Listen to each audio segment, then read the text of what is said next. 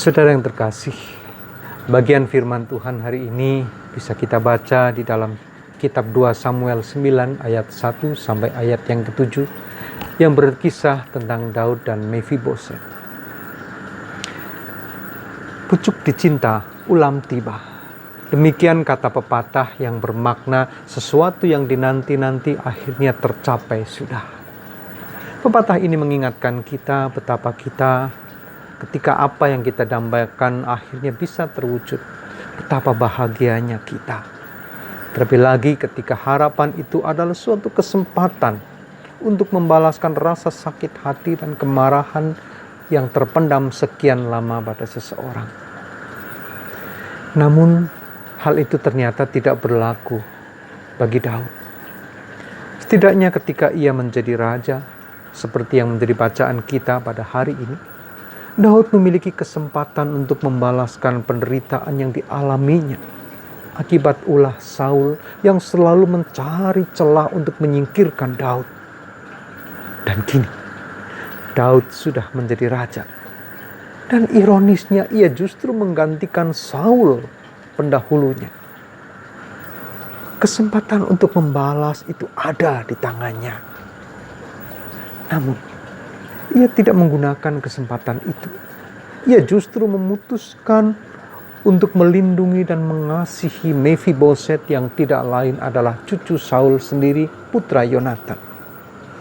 Seperti yang kita baca di ayat yang ke-7, kemudian berkatalah Daud, "Janganlah takut, sebab aku pasti akan menunjukkan kasihku kepadamu.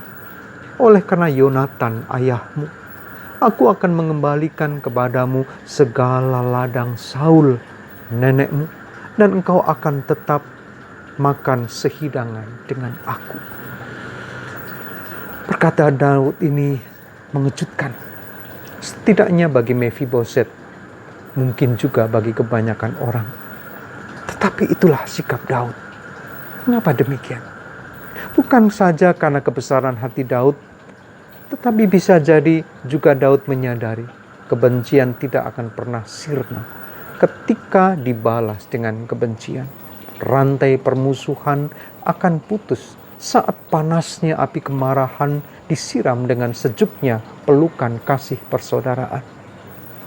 Sikap Daud menyatakan telah menyalakan kembali api pengharapan yang bisa jadi telah padam seiring dengan kekhawatiran yang mendera Mephiboset bahwa Daud akan membalas perlakuan kakeknya kepada keturunannya.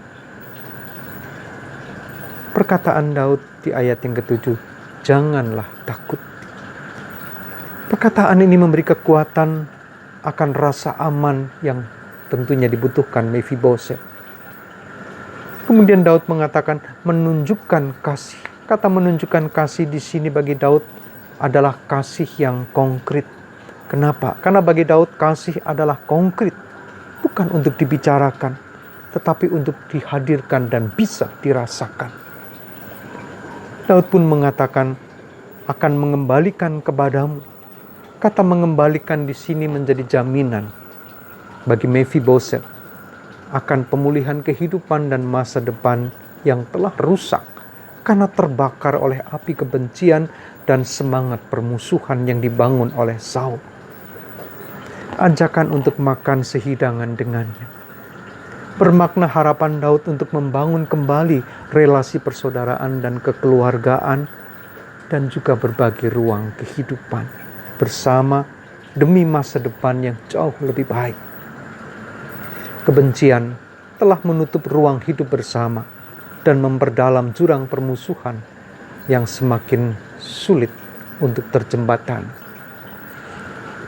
Kisah Daud dan Mephiboset ini mengajak kita untuk menyadari apa yang kita butuhkan untuk membangun kehidupan bersama yang lebih baik.